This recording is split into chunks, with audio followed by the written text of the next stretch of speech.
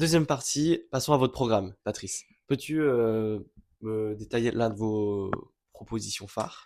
Voilà, donc on a un programme complet élaboré depuis 5 ans. On a balayé, analysé toutes les politiques publiques, sans a priori, sans idéologie, en mode gaullien, c'est-à-dire beaucoup d'ambition pour la France et du pragmatisme. Donc les questions économiques, les questions dites régaliennes, sécurité, justice, immigration, affaires étrangères, les questions de transition énergétique, transition écologique, biodiversité, conditions animales, bref, on a tout bossé. Mais on sait très bien qu'on ne peut pas rassembler sur un 500 ou 600 ou 700 mesures, donc on peut rassembler, vu la situation de la France, si on peut opérer une concentration républicaine en rassemblant un gouvernement dans un gouvernement d'union nationale, des gens qui veulent servir leur pays et non pas se servir, et qui sont attachés à la pierre angulaire de la souveraineté nationale et populaire. Mais pour faire ça, pour limer les égaux, le querelle d'appareil, on ne peut pas se mettre d'accord du jour au lendemain sur 500 mesures. En revanche, de se mettre d'accord sur 10-15 mesures d'urgence, oui. Et c'est le travail de Nouvel Essor français de tirer la manche en mode un peu Jean Moulin, mais on n'a pas de mérite puisqu'on ne risque pas notre peau, de tirer la manche de tous ceux qui croient encore que la France peut être une entité politique souveraine à l'avenir et que le peuple français peut maîtriser son destin. Donc on met sur la table 10-15 mesures. Alors, si on veut parler d'une mesure en particulier, on peut évoquer aujourd'hui notre proposition pour remettre de l'ordre dans les quartiers. Parce qu'on a l'impression que voilà, on fait des opérations policières, c'est ponctuel, on ne résout pas le problème à la racine. Alors résoudre le Mm, problème à la racine, déjà, c'est mieux contrôler l'immigration légale et illégale. mm.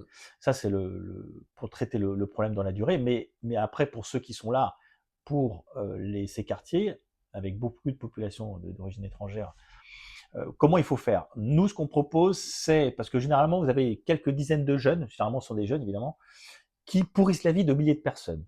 Et donc, c'est pas avec des opérations policières en mode bac que qu'on va résoudre On a vu effectivement les voilà. conséquences. Voilà. Donc, nous, ce qu'on propose, c'est de retirer dans la durée ces jeunes, c'est ce qu'on appelle, ce que les anglo-saxons appellent les NEETs, les jeunes qui sont ni à l'école, au travail et ni en formation.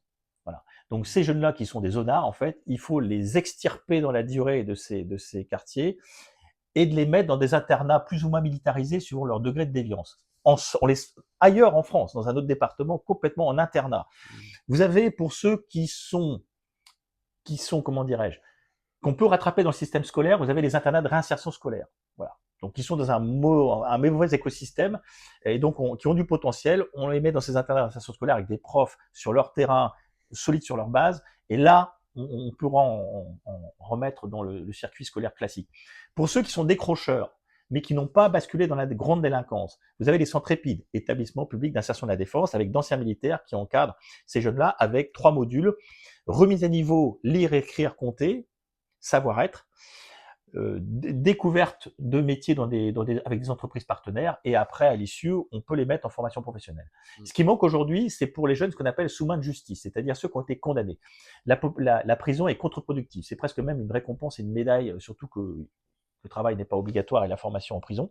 Donc nous, ce qu'on propose, c'est une peine alternative à la prison qui a existé jusqu'en 2003, de 86 à 2003, c'est les mettre entre les mains des militaires, qu'ils soient d'actifs, réservistes ou d'anciens militaires, de manière à leur faire des travaux d'intérêt général, mais pas des travaux d'intérêt général avec un agent communal qui n'est pas du tout préparé à ça, Mm. qu'on détourne de son travail, mais avec des militaires qui savent encadrer des jeunes Mm. et qui savent encadrer des jeunes à problème. Et donc, en gros, travail d'intérêt général, là aussi, remise à niveau général, lire et compter, et puis, avec des entreprises partenaires à l'issue, on leur fait découvrir des métiers qui sont en tension. Et ça marchait bien, hein, je crois, en 2003. Mm. On en récupérait au moins 50%. Vu la population, c'est quand même énorme. Mm. Simplement, ça a été arrêté à l'époque, puisque Michel Omary estimait, dans le contexte de l'époque, en 2003, que l'armée nouvellement professionnelle, c'était pas sa vocation de faire, entre guillemets, du social. Mais aujourd'hui, on est arrivé à une telle échelle qu'il n'y a que les militaires qui peuvent réinsérer ces jeunes qui sont, je dirais, qu'on ne peut pas resocialiser par des méthodes, entre guillemets, classiques. Et il faut préciser aussi que tu as été dans l'armée, tu Ouais, étais même Saint-Cyrien. ouais. Et donc c'est pour ça que tu as eu cette idée, c'est ça, Bah, de c'était dit proposer. parce que tout simplement ça a marché. Ça a marché. Mm. Moi, j'ai un ami qui l'a fait. C'est très dur, hein. Vous êtes pendant 4-6 mois, vous êtes isolé. Vous avez souvent sous couvert d'une mairie. La mairie va verser à l'époque quelques milliers d'euros pour financer les outils. Et vous aviez des jeunes qui allaient refaire les joints des Forts Vauban, entretenir le patrimoine, qui allaient entretenir des espaces verts, mais pas encadrés par l'agent communal qui est complètement débordé, ou par un travailleur social qui est à peine mieux dans sa tête, entre guillemets, que les Mm. Ah jeunes. ouais. Donc là, c'est encadré par des militaires sélectionnés, réservistes, anciens militaires, des gens qui sont solides. Et là, c'est en gros ce qui est fait, ce qui est mal fait, refait. Si c'est pas bien fait, et ben tu mangeras pas tant que c'est pas fait. Et puis si collectivement vous n'êtes pas content, ça va être une marche.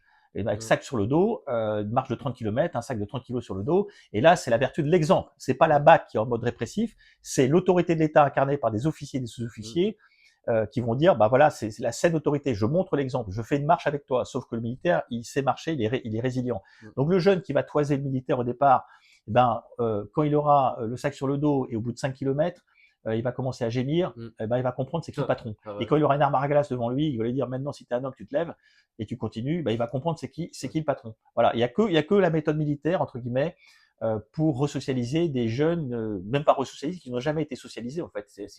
C'est presque des animaux entre guillemets. Hein. Quand vous avez des jeunes qui n'ont pas du tout été éduqués, quand ils ont entre 15 et 25 ans, ça Mmh. devient des chiens fous comme on voit aujourd'hui, qui sont sans limite aujourd'hui, qui n'hésitent plus à tuer.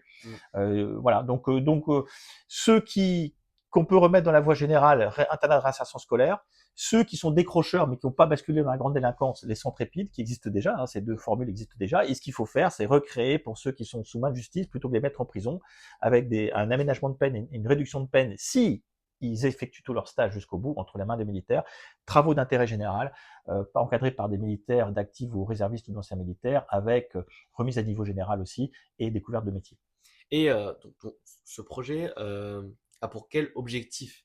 C'est-à-dire concret, quels sont les bénéfices long terme, moyen terme, court terme? Juste sur cette mesure-là, c'est juste pour vous dire que si on fait ça, Mmh. vous allez extraire les quelques dizaines de jeunes qui pourrissent la vie de milliers d'habitants, et là, tout de suite, vous remettez le calme dans ces quartiers. Mmh. Donc, ce que je veux dire par là, l'impact, il est direct, en Ouais, fait. Et direct. avec des coûts évités derrière, parce que vous avez la dégradation du mobilier urbain, vous avez ça coûte pour les communes, vous avez aussi des gens qui, du coup, une partie, en tout cas, qu'on va réinsérer et qui vont travailler, qui vont ramener de la richesse du PIB au pays. Donc, l'impact, il est important. Alors, là, ta question, c'est quoi? C'est que le programme, dans son ensemble, il est destiné à qui, c'est ça? Non, c'est quelles sont les conséquences, donc les avantages, Mm. court terme, moyen terme, long terme. Et surtout, en plus, j'ai oublié de le dire, c'est que plutôt que la prison coûte 200 à 250 euros par jour. Ce système-là, à l'époque, au début des années 2000, on venait de passer à l'euro, c'était 50 euros par Mmh. jour. Alors maintenant, c'est peut-être un peu plus cher, 70, 74. En tout Ouais. cas, non seulement c'est beaucoup plus efficace que la prison, Mmh.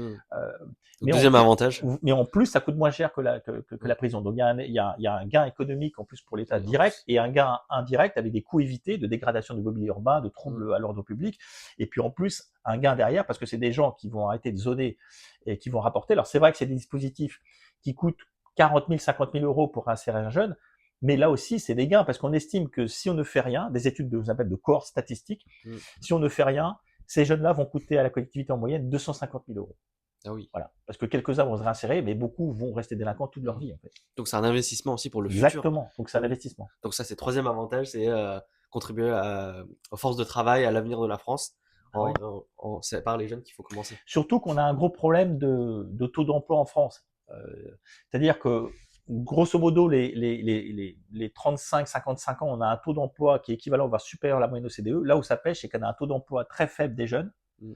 avec pas mal de chômage chez les jeunes, et puis pas mal aussi de jeunes qui sont un peu désœuvrés, qu'on vient d'évoquer, et puis aussi avec des seniors qui, on part plutôt en retraite en France et qui travaillent moins. Donc ça va. Enfin, l'idée pour financer nos politiques sociales, financer les retraites, financer la santé, avant de partager les parts du gâteau, il faut le faire grossir. Mmh. Et qui fait grossir le gâteau? Ce sont les actifs, ce sont les gens qui travaillent, à travers notamment de petites et moyennes entreprises, les entreprises de moins de 5000 salariés qui concentrent 70% des actifs du secteur privé. Mmh. Et mais il y a aussi quelque chose qui est assez choquant, j'allais dire.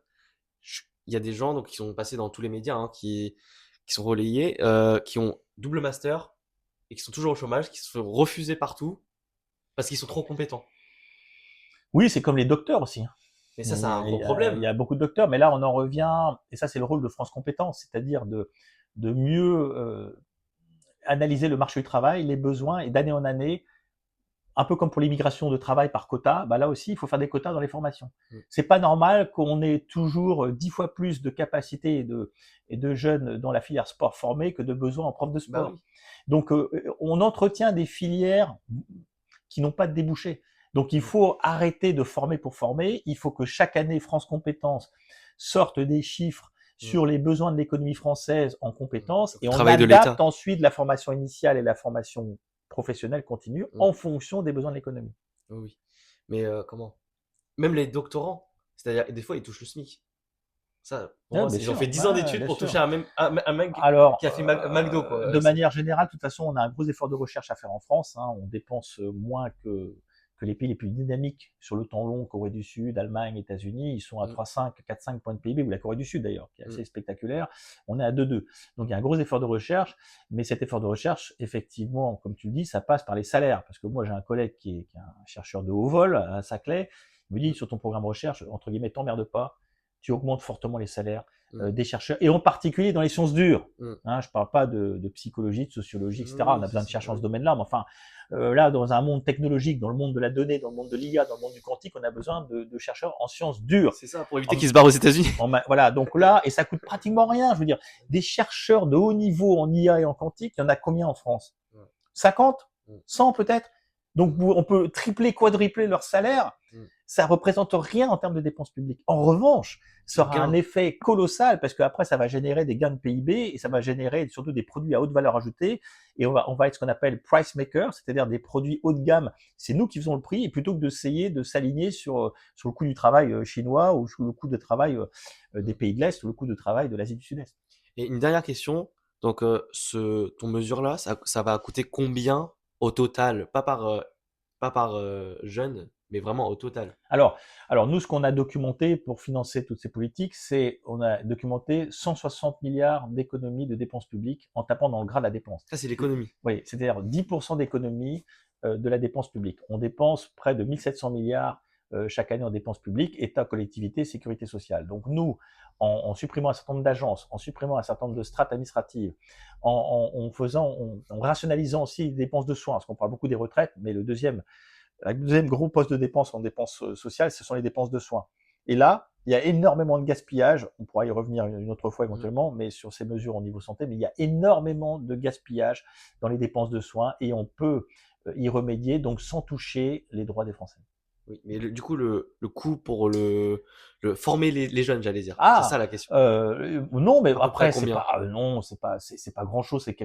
Recréer des Oui, centres. De toute façon, comme je te l'ai dit, les centres, le coût, il est même, c'est même un gain budgétaire parce oui, que ça voilà, coûte c'est moins ça. cher que la prison. Oui, ça fait plus Donc, si on d'économies. recrée les jeunes en équipe de travail, les fameux JET, avec un internat avec encadrement militaire, Mm. avec des travaux d'intérêt général, ça coûte moins cher au quotidien que la prison. Et en plus, ça va permettre d'entretenir les espaces verts, le patrimoine. Oui, ça fait des gains. Exactement, ça fait des gains, ça coûte moins cher et ça fait des gains. Voilà, super. Merci beaucoup, Patrice. De rien, merci. Oui.